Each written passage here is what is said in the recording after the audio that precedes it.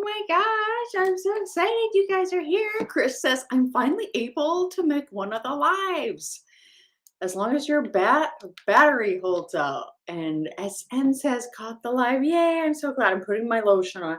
Does anybody else feel like they just cannot have dry hands? I just cannot. I cannot. Welcome. Tell me where you're from, what you are drinking. I have a water here. Usually I'm drinking tea, but I just finished a cup. So I thought, well, I better have some water just in case I get a dry mouth. Today we are going to talk about my 3 favorite tips for basically decluttering your home. And there are just, I think you're going to find these are a little different than a lot that you usually hear. Hello, MJ. And Chris is here from Dallas, eating lunch and drinking water. Yay, it's so good to have you here. Yeah, I am here from cloudy Vancouver Island today. Usually it is a kind of June can be a bit rainy and blah, but then it's like straight up a drought for a long time, for basically until October generally, which is kind of cool. All right, let's see. I got Scottless is here from, okay, I don't know that flag. If my son was here, he would tell you. He knows all the flags. Amanda's got iced tea. She's from California. Mushkey Potamus, I love that name, is from the Villages in Florida. Oh my gosh, I actually know what that is. So that's really cool. Lindy, a cup of clove tea. It's funny because I was actually like, I said to my husband, we gotta move to the Villages one day. Our insurance would be so crazy high though, because we'd be older by then, I guess. Let's see. Susie's here, Sunshine in the Hebrides. Hello from Pennsylvania. Kim from Oregon. Hello. MJ, temperatures of 104. I'm telling you, Mushkey Potamus. Is it kind of not that warm where you are in Edmonds, Washington? Oh, if I missed your name, I am so sorry. Rachel from Texas. Hello, Judy. Ah, I love it. I just want to keep calling out your names, but I think anybody watching the replay would be like, okay, enough of that. Jenny from Brisbane, that's so funny. It's 3 a.m. Wow, good for you. You must be, hopefully I don't put you to sleep, but at the same time, you need your rest. Okay, everybody, I'm so glad you're here. I just love doing these lives, and it just puts a smile on my face. I'm actually waiting for my son to come over from Vancouver today. And he's doing in BC, we have this thing called graduated licensing. I don't know. Let me know where you're from, like in the chat, what they have where you are. But basically, not when I got my license, because that was over 25 years ago. But now kids, they do their L, as we call it, which is their learners. And it's basically like a little L placard that goes on the back of the car. It's a magnet. And then they do a driver's test, and then they get their N, which means novice. And that means that they can, it's basically like almost a full license, but kind of not, because they're limited to how many passengers they can have. They can't drive after midnight. There's steeper penalties if they're caught speeding or with alcohol. Like I think they lose their license for 6 months or something, which is so good, especially like with the speeding, well, and the alcohol, of course. So anyway, my son is coming over from Vancouver today because he's doing his full license test. So I'm excited to see him, which is great. Anybody who has a kid that doesn't live nearby knows it's always nice to see them. I just keep fiddling with this camera because it's just always bugging me. Okay, and Scotland says, I'm Scottish from Egypt. Cool. 7 p.m. in Germany. I have been to Germany. I loved it. I went to Heidelberg and, oh gosh, what is it? I can't remember the other name. Amber? No. Hello. Okay, Elisa says permit at 15 with an adult driver in the car. 16 full license, decades ago anyway. Wow.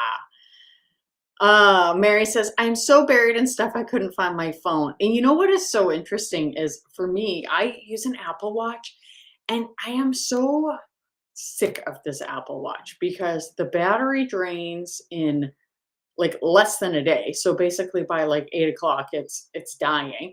And um it but what I like about it is that and also like I'm like, why do I have this like little computer on my wrist? It just seems weird. So I basically what I like about it is that I can find my phone with it and I do it at least once a day, which is so helpful. And then I also use it to control music and podcasts on my phone. Like I can pause, I can rewind. So for now, I'm stuck with it. All right, everybody. So we're gonna chat um, about um, next for the festival. What festival, Susie? What festival? I need to know. Everybody, Susie lives in the Hebrides. I believe it's the Outer Hebrides, right? And in Scotland. And she has been joining us for years. So many of you have. It's so lovely to see you all.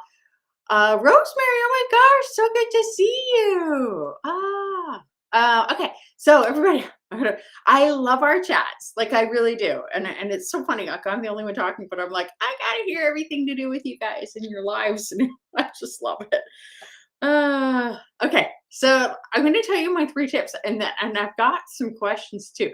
So what we'll do is I think what I'll do is I'll start with a couple of questions because if I jump to my tips, like if I intersperse it, it would be too confusing. So the first tip or first question was meal inspiration for the day. Will you do a video about that?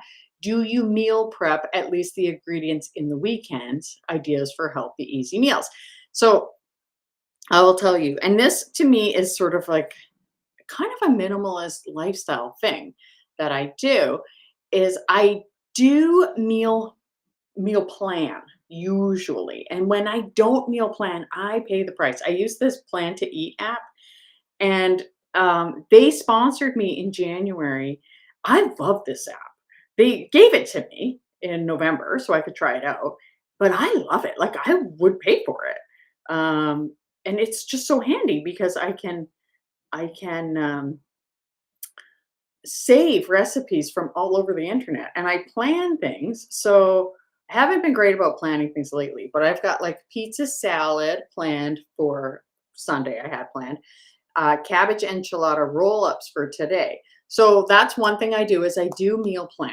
Now my friend Maddie, who has a great YouTube channel called Let's Eat Plants. She's all about the meal prepping and she does all of her chopping. She's a vegan, but she does all of her meal planning on the or meal prepping on the weekend. Like she chops everything up. She cooks her grains, everything, and she has just things set to go. So she can just like throw together a meal really easily. I have done that a couple of times. It has been so helpful, especially having the vegetables chopped up. I even had things where it was for the later in the week. So I would sort of freeze it and then pull it out and throw it together. It was so much easier. I don't usually do that though. But what I do, what I feel is really helpful to make life easier during the week is I did start some freezer meals last summer. I started freezing meals. And it's great because there are days where right now I feel like I'm really busy with YouTube. This channel is actually rebounding a little bit. I'll tell you more about that in a minute. So I'm working a lot. I also occasionally work a nursing shift. My teens, the end of the school year was crazy, and now it seems like summer's even crazier. And so just having meals ready to go where I'm like, oh my gosh, I can and also like I'm out in the garden. I want to play. I want to go and play in the garden. So instead of like cooking dinner, it's nice to be like, okay, I'll pull out a freezer meal. The other thing I love is the salads from Costco. The sweet kale salad, I hate the dressing. So I basically usually have a dressing in my fridge at all times that I have made, or the pickle salad from Costco. I like that dressing. And I also found a copycat recipe for that I have in my Plan to Eat app. And I will just throw those together. And this is not sponsored by Plan to Eat. I just like it so much. So I just thought I would tell you. So anyway, yes, I like to have freezer meals. I like to also have fresh meals, and I eat salad every day. I usually have salad for lunch, but also I'll have that for my mid my mid my lunch. Wait, what am I saying? I got distracted because I just saw some words. Anyway, okay. The big music festival. I'm not even going to try to pronounce this. Hebkelt Music Festival at the Castle in Stoneway. Oh my gosh. Hello, Simone. Oh my gosh, that is so cool. Kimmy, that is so cool. I just had this is what distracted me. My son and his family are moving from Nunavut to Gabriel in September. He's an RCMP member. That is so cool because Gabriel is right, like it's 10-minute drive to the Gabriel ferry from here. And then I've actually never been there. I need to. I always say we got to go to Gabriel. So we should go there, my husband and I. That's so cool. Last day of school today. Needs to find the new routine starting tomorrow. Oh my gosh, isn't that great? My kids finished on last Wednesday. Isn't it crazy that the last day of school for your kids is a Monday? Oh, crazy. Okay. Next question. Any tips on when you have minimized and still feel overwhelmed? I'm trying to pare down things even more, but some days it feels like a lot. I'm actually going to put these in the chat, and then I'm just going to put that there. There. So I think that when I was talking to Dana K. White on my podcast, and I put it on my channel, she was saying, she was describing different thresholds that people can handle clutter. And I thought that was genius because, yes, like we all have different levels of what we can stand. And I think it kind of changes. Like in our house, my husband and I would both agree that our tolerance has really gone down a lot. And I'm just noticing that plant really needs to be watered. Every time I do a live stream, I'm like, oh my gosh, I'm the worst indoor plant mom. Okay, so I would say it sounds like your threshold for clutter is low and your tolerance for it, so that you probably want to continue to declutter. The other thing is maybe your lifestyle is still feeling like it's overwhelming too. So your stuff definitely could play a part, but perhaps there's more that needs to be removed from perhaps commitments or other things. But I completely understand. Like, I don't feel like my house is nearly minimalist enough for my liking, but I feel like my family doesn't want it to be any more decluttered. The big bookshelf in my living room drives me crazy, and I pretty much just need to buy another piece of furniture to put under the TV, and then I think I'd be happy. Maybe one day I'll do that. Okay, newbie here from the UK. Found you when you interviewed Dana and Dawn. Minimal Mom, love your enthusiasm and motivation. Thank you, misting your plants. That's a good idea. Oh, that's a good idea. I probably should do that, Lindy. Thank you. I'm going to do that. I'm going to do that. Okay.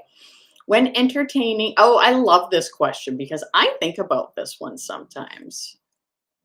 I don't know why I never thought to just like throw these into this thing here before. Okay, so what entertaining essential hostessware, serveware, fancy dishes do you keep on hand without keeping everything? I need to pare down. I'm struggling to let go of certain pieces. So here's what I did. Now, I don't actually host people all the time, but when I do, I have basically kept two sort of oval platters. One is in the shape of a halibut. It's funny, but anyway, so that an oval platter, and then I have a round one, which is really good for like crudité and stuff. And then I have a couple of big bowls. So I was tempted to get rid of all of the servingware, and then I thought, you still are going to host people. I don't want to use anything disposable. I have the space for it. So what I did was I looked at what I actually used, and every time I do actually host people, like I would say everything that I've kept gets used. at least a couple times in the year. So I would maybe do like a in your head, or even if you're the type of person that's really visual, like get the stuff out. And even if you wanted to like write on a piece of paper, like veggies and dip, and just put it on the dish. And then, like I love, what is it's called Missy's marinated tomatoes. It's a Pioneer Woman recipe. It's her sister-in-law's recipe, Missy. But anyway, so I would write that down, put that in the bowl where I would, and just sort of be like, okay, this is what I would usually have for a get together. And then, anything left behind, you could ask yourself, like, do I actually use that? When do I use that? And then you can feel sort of satisfied that you can declutter that because you know what you usually serve. Like for me, I generally serve the same thing. I think that is I didn't actually go through that exercise. I just knew what I used, but I did get rid of a lot of them. Um, so here's another question. I'm not going to put it up because there's a lot. But basically, this person's grandmother passed away, and she helped her mom deal with the stuff and cleaned it out for sale. Her mom's very sentimental and was struggling to get rid of things. But then this person, let's call her Sally, she bought her own home and there were empty rooms. And so she said that her mom could put the things in there that she didn't want to get rid of. So she doesn't want the stuff there forever. Her siblings don't want to deal with it. And Sally doesn't want to go and drop the stuff off at her mom's house because her mom already has stuff there. So she's like, what do I do? Because I don't want to have all of this stuff. And I completely get that. Like, that sounds like such a challenging situation. So I'll ask the chat, what do you think? And I'm going to say what I think. So what I would do in that situation is recognize that you don't want to upset your mom, of course, but you also want to hold your own boundaries and you want to um, have a happy, healthy life, right? So I would say to my mom, I would like to get this part of the house cleaned out within the next 6 months. If you want, you can change the timeline. You could say 3 months. I'm just trying to be reasonable, just sort of being aware of how long it generally takes a lot of people to declutter, especially when they have like sentimental issues. So I would say, Mom, I love you, but I want to get this part of the house cleared out. And the thing is, like, your mom might say, but you have that empty space. So the thing is, a lot of people feel like empty space has to hold stuff, and I personally don't think so, because that's your house, and you're entitled to have as much or as little stuff as you want. And I would just say, so here's my plan. I'd like for you to get rid, or to, I hate the term get rid, even though I say it all the time. I'd like for you to assess the things that you like. And you could even say, would you like for me to go through um, these things and just bring you things that you think, or that I think you might appreciate? Because here's the thing, like your mom, like, we're not going to live forever, right? And so many of the things that we have in our houses, it's just stuff. It's just in boxes. It's stuff that we're not using. And it really, truly is just holding us back. And your mom, if you're giving her, if she wants like all of her mom's things because it's so upsetting and so sentimental, like, I appreciate that, but she's not going to use it. There's only so much stuff you can put around you. There's only so much cleaning a person can do. So she's basically just going to take these things in boxes. So I would say, I'm going to give you two options, Mom. You come over every week and go through this stuff and we just get rid of it, or every month, whatever works for you guys. Or I will go through the boxes, take things that I think would be meaningful to you and give them to you, because a lot of times people actually would rather not be the one that has to make the decision. That is what I would suggest. And then hold those boundaries. It's your home, and you don't want a bunch of stuff, and I think that's valuable. Chris says, I think putting a deadline is key. And thank you, Ice Bear Halfway Point. I love that. Thank you so much. And make sure you're still subscribed. There were some issues before, and they seem to be getting better. In fact, I'll let you know what's happening with the channel. So, anybody who doesn't know, my channel had this thing hit it, and it was really, really suffering, and views and suggested videos and revenue were really going down, and it was not good. Like it was not good, to the point where I started another channel, which I'm going to keep. I'm trying to decide what I want it to be, because I didn't want it to be just like this channel, but it was starting to be, but then it wasn't. Then it was starting to be about perimenopause. So we'll see. I think I might just keep it as perimenopause and just chatting about that every couple weeks.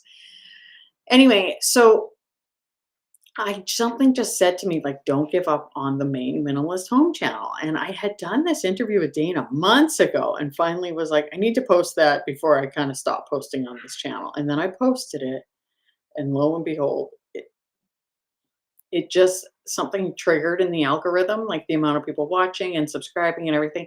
And things have just changed, and they've gotten better. So I have just been posting, and I've actually really simplified things. I just want to be just super chill about everything and just be as helpful as possible. Really, really showing what my house is like, because it's not clean all the time. It can always use a bit of tidying, I would say. So that's what is going on with the channel. So far it's doing okay. Thank you, SM. Okay, so as for the other question, Amanda says, I would ask my mom, I'm going a big donation to clear up the space, if there's anything here that you want, and then bring it to her. Yeah, exactly. And just and say, this is what's gonna happen. Starting to downsize dad's house, almost 1,800 square feet to 1,100 square feet in June. My daughter is moving in here, and I'm taking her smaller house. Good for you, Jackie. Here's another question, which is funny. I love Jenny. I think it's Jenny that keeps asking me these questions about Jenny. Yes, about sports, which is so funny because I don't watch sports. When I grew up, though, my dad and my brother watched sports all the time. My brother still does. They were like two of the least sporty people, but I'm so glad I married a man who does not watch sports. But I live in BC, and I have spent time in Calgary. So what's really funny is my brother, he basically says that he does not like the Oilers or the Canucks because he's Calgary, and Calgary just has that like rivalry with both of those teams. And so for me, though, as a Canadian, of course I would root for the Oilers for sure, Jenny. Yes. And last time she asked if I rooted for the Blue Jays, and I said yes. And then I realized, like, my brother and my dad are big Mariners fans, and truly the Mariners are far closer. So I don't know. I'm just glad that I don't, or well, I'm glad. I just don't. I don't have a choice, but or a thought. Um, Here's another question: how to continually pare down to keep our home manageable? I think that you could, and I don't do this because I have mostly decluttered my house. You could every day spend like 15 minutes, and I would do that. If you feel like your home is not manageable yet, I would definitely continue every day, put a bit of time in. Now, for me, what I do is I instead, I put I go through times where I just am like, this area feels like it's getting messy, and then I go and deal with it. So in our basement, I have a video actually that I've started, and I'm going to finish it soon. There's one more thing that needs to leave before I can show the end of this video and post the beginning of it in the same video. But I just was like, this basement is starting to become a dumping ground, mostly for a teenager who has a bedroom in the basement, and it just seems like they just feel like the whole basement is theirs. Um, and I was just like, we're not using this couch, we're not using these chairs, we're not using this TV. What should we do? And so I tackled that area. However, The rest of my home is pretty decluttered. There are times though where I will say, like, say in the fall, I will probably go through the linen closet again because then I'm using that area. Like I'm switching out sheets. We you don't want to get rid of too many things from the linen closet because like when we have my brother and his family come, I was like, we don't have enough pillows. So, you do want to make sure you have enough for when people come, but at the same time, no more than that. And being reasonable, how often do people actually come?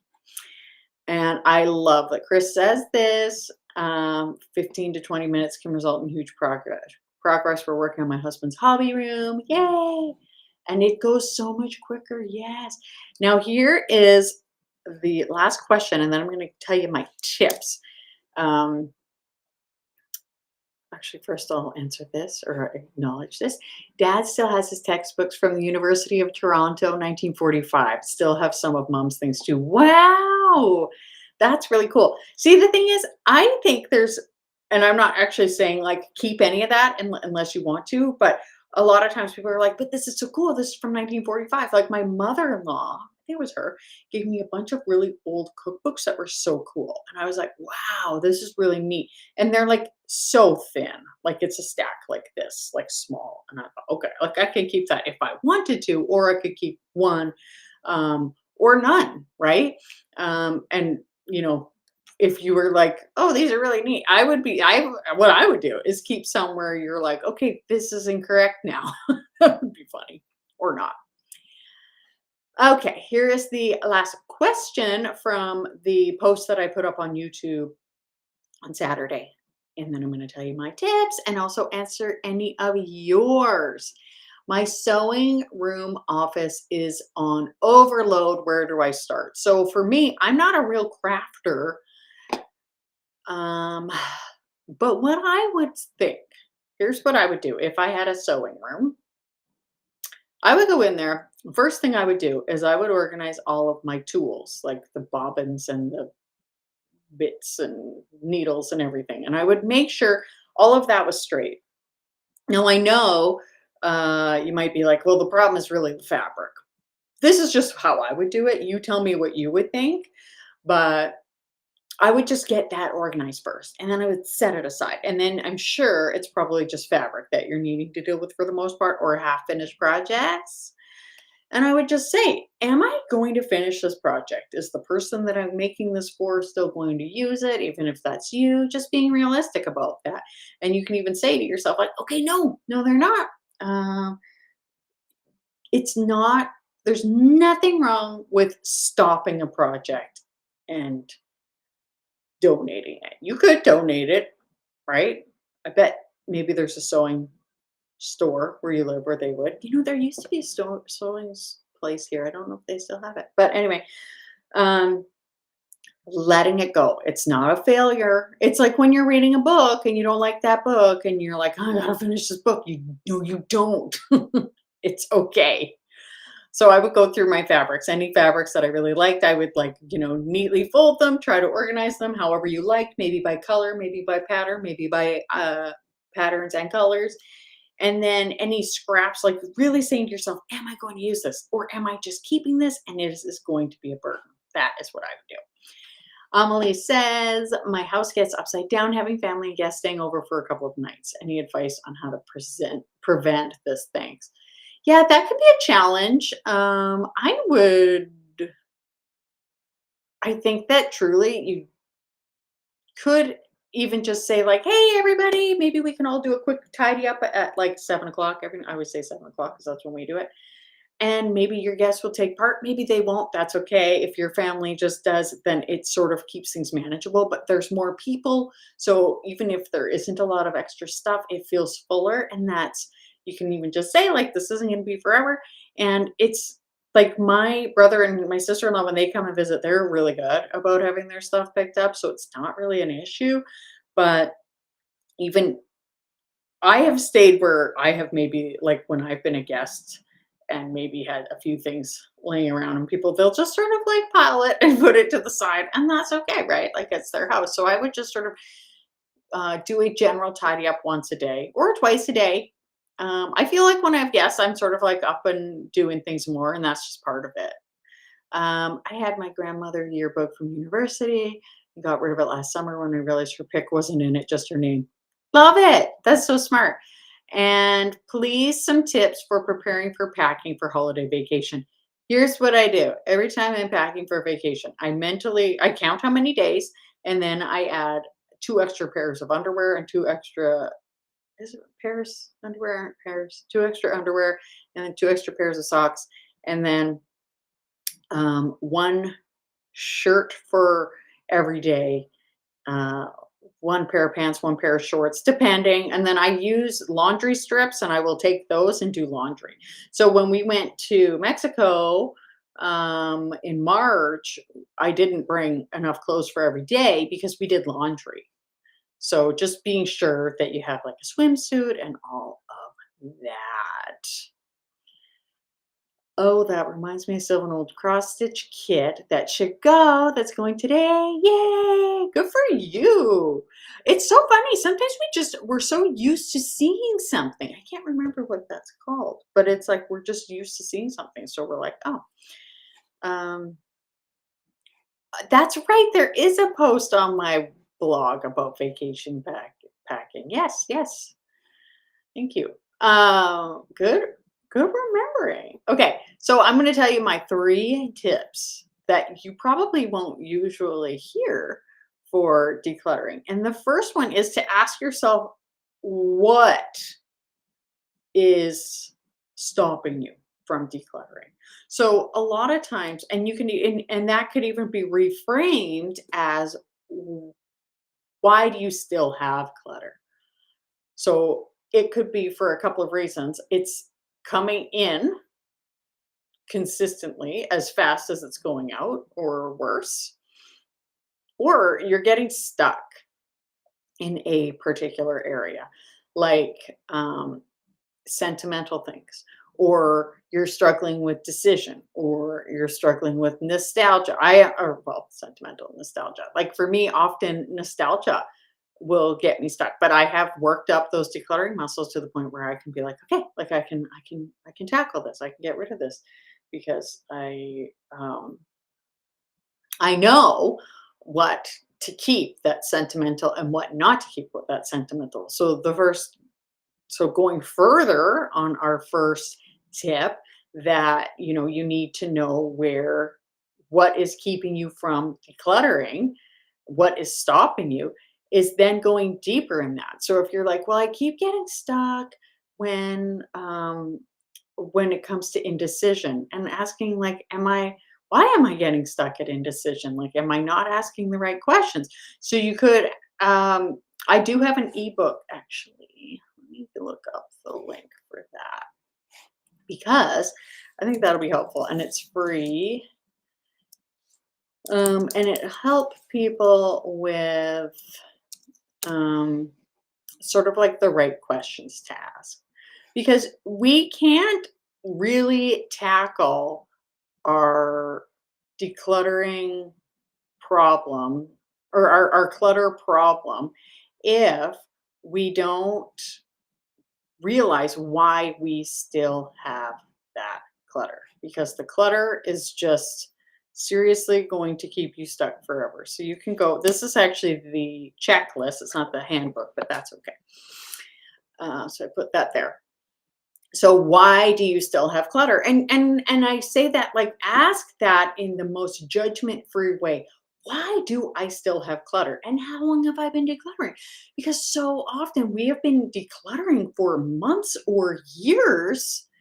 And if we're still living with a bunch of clutter when we've been trying for months or years, that's a problem. That signals that there is something wrong. Um, and maybe you don't know where you keep getting stuck. So here, I'll put the other one in here, and this one is the quiz.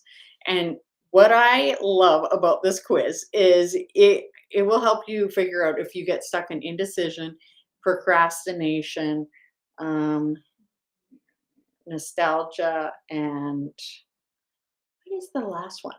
There's one more, and then I give you like tips on how to actually address that particular area because so often we're just like once we realize, oh, I have been trying to declutter for this long, and there's just one area that keeps me stuck. And I can be like, if it's nostalgia, I can say, okay, well, I need to recognize what is actually a sentimental thing.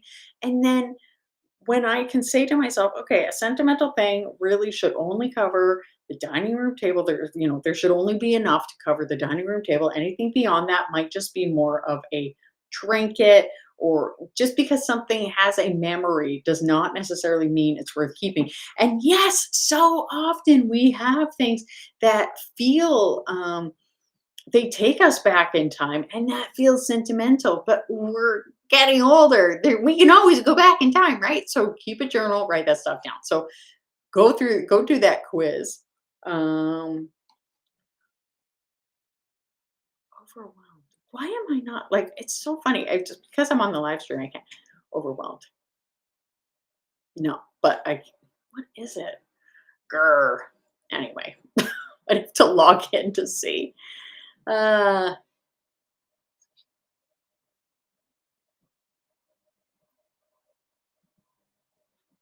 My brain. My brain. Bad brain. Okay, so the first one, figure out why you are struggling and then address that topic. So basically, take the quiz, you'll figure out what the fourth one is, and then you can start to address that issue and then start to declutter. So the second thing, once you have identified why you still have clutter, no, I don't think it's guilt. Why you still have clutter, then you can my second thing, and we've already kind of touched on this, is just being consistent with doing it every day. So here's the thing, I have never read the Bible, and I was like, I want to read the Bible. So I started about a month ago at the very beginning of reading the Bible, and I calculated how many pages I needed to read each day, which for where I was, it was about 10. And I am doing it every day. At right when I wake up, that's what I'm doing. I just want to, right? Now, if I want to declutter my house, then I need to consistently do it every day. So once you've addressed why you still have that clutter and you're tackling that, then you want to consistently work on it every day. And I always say this, but 1 hour a day is 365 hours a year. Could you get your home decluttered in 365 hours? I bet you could. And a lot of people go like, "Oh, a year." No, you've probably had this clutter for a long time, so you can get it done. Half an hour is 182 and a half hours. Even 15 minutes a day is 91 hours in a year. Yes, you can do it. So once you figure out what is holding you back, like whether it's indecision, and you're like, okay, I need to get to where what the right questions are. Then you can work on it every day to get that done. And then the third thing is to manage what's coming in. So we cannot outpay. It's like when you're trying to lose weight. You can't lose weight if you're exercising and burning 100 calories, but you're eating an extra 500 calories, right? Like on top of the rest of your what you're eating. You can't. So what we need to make sure that we're not bringing in more than is going out. And I just made a video about like online shopping and how we buy a lot of stuff online in my house. And we need to, so we do still like we declutter, but it's just not as consistent because my house is mostly decluttered. But I think for real, oh, here we go. Here's the big one. Let me get to that in a second. But we need to here before I'm going to sum it up. My ADHD brain. We need to be sure that we are not bringing in more. This is the easiest way to get your house decluttered. These 3 tips. Why do you still have clutter? Figure that out, right? Are you not decluttering often enough? Is it sentimental stuff? Is it that you procrastinate, which is I'm just going to get to you, Veronica. Are you struggling to decide? And what is the last one? I'm gonna look it up in a minute, and I'm gonna be like, ah. Um,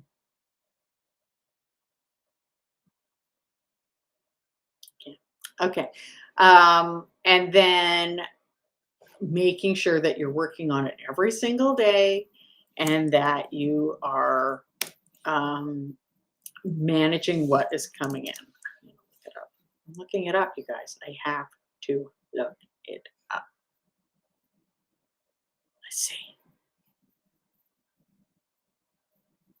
Nope. Okay, why did I keep that? See, this is one of those things where it's like, I shouldn't. Oh, if I just put the word pixie in, there we go. There we go. You guys are so, oh, Momentum Medusa. There we go. Momentum Medusa, which is basically what is slowing you down, not keeping that momentum. Let me see. We're getting stuck in our progress. So not having that momentum, challenging your progress. All right, so we are looking. I did procrastination pixie, yes. So, or you're saying you're procrastination pixie. Okay, so those are the 3 tips that I have for you. Figure out why, take the quiz, minimalisthome.ca/quiz, and then you'll get some more like specific tips for yourself, and then work on it every day, 15, 30, an hour, whatever, until it's done. Sophie, I just love that you have a lobster. Every time you show up, I just love that lobster. Okay. And then managing what you're bringing in. Don't bring in more. Okay. So Veronica, she says, I spend too much time researching who wants my donations rather than putting them in the trash. Yes. And this is one of those things where it's kind of like the procrastination, um, where we're just like, um, trying to be perfectionists, right? Like we want somebody to take our stuff because then we feel like we are not wasting it. It is kind of not being decluttered because that's it. This person is an extension of ourselves. So instead, we take a really long time researching things. And I get it. Like I have a science degree. I love researching things. But if you feel like you need to research, give yourself a time limit and say, I'm going to spend 15 minutes sending messages to people, do you want this? And then no, move on. But for the most part, most things should just be donated. Most people don't want your stuff unless it's something that could be sentimental or you're sure somebody's going to want it. I would just let it go. Okay, any other questions for this live stream? The quiz was very eye-opening. Thank you. Yes, I've worked on that. And I kind of feel like I need to merge the Momentum Medusa in with the procrastination pixie a bit. The Momentum Medusa is also a lot. I haven't actually looked at this for a while, but it's a lot about the overwhelm as well. So maybe I'll have to change it. I might change it, but I really love my questions. They're so fun. Just look. Here is one. Let's see. What is a good question? Well, here's one. This will get you. When thinking about, I'm going to put this in here. When thinking about decluttering, what holds you back the most? And I'm just actually deleting the answers so that you guys can then guess, and then we'll see.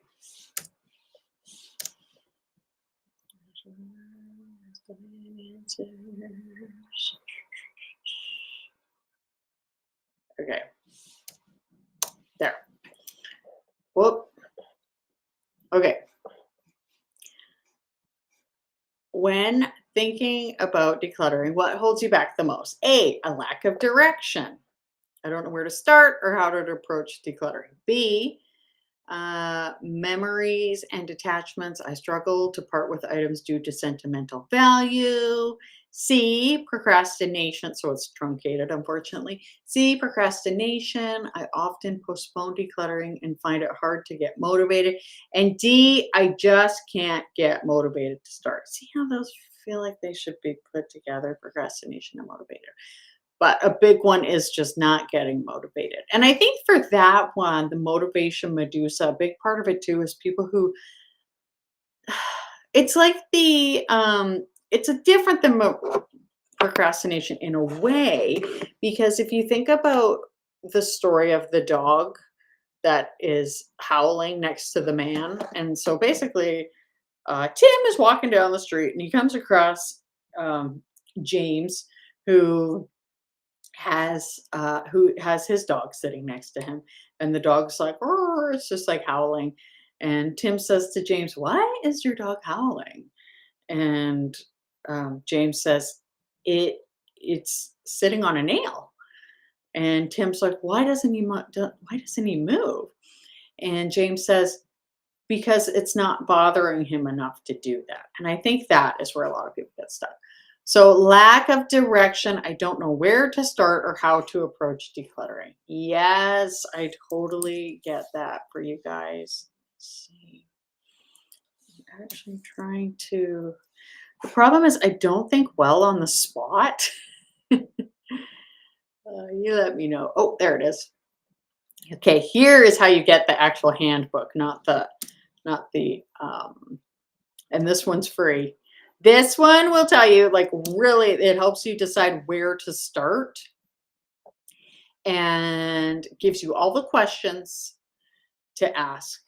It might even get into the mindset stuff. I haven't looked at it for a bit, but and that's another thing in the first question where we say, like, why do you still have clutter?